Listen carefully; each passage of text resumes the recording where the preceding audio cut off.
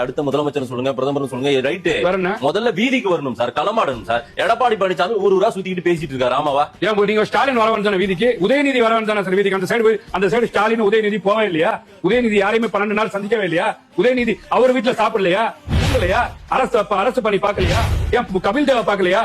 ஏங்க படம் ரிலீஸ் பண்றதுக்கு வரீங்களா நேரு ஸ்டேடியத்துக்கு? கூலி படம் ரிலீஸ் பண்றதுக்கு சாரியா ஓடி வரீங்களா? பின்னாடி வர சொல்லலையா? நீங்க மகாபலிபுரத்துல ஒரு விழாக்கு போய் அங்க உதயநிதி கலந்துக்கிறாரா இல்லையா? அப்போ உதயநிதிக்கும் ஸ்டாலினுக்கும் இதையெல்லாம் பார்க்க நிலைமை இருக்கு. அன்றாடு கஷ்டப்படக்கூடிய துப்புரவு பணியாளர் நான் கேட்கிறேன், அவங்க கேட்கறதுனா நீங்க சொல்லாத விஷயத்தை கேட்கறாங்களா? பணி நிரந்தரம் தரேன்னு சொல்லி யார் வாக்குறுதி கொடுத்தா? உதயநிதி ஸ்டாலின் தானே கொடுத்தாங்க, மா சுப்பிரமணியன் தானே கொடுத்தாரு.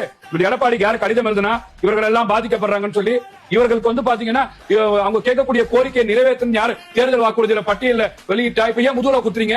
ஏன் அவங்க கழுத்த இருக்கிறீங்க? அவங்களை ஏன் ஈரத்துணி போட்டு சாவடிக்கிறீங்க? மலையிலையும் குப்பையிலையும் மேட்லயும் ரோட்ல கிடக்குறாங்களே, உங்களெல்லாம் ஈவிரக்கம் இல்லையா?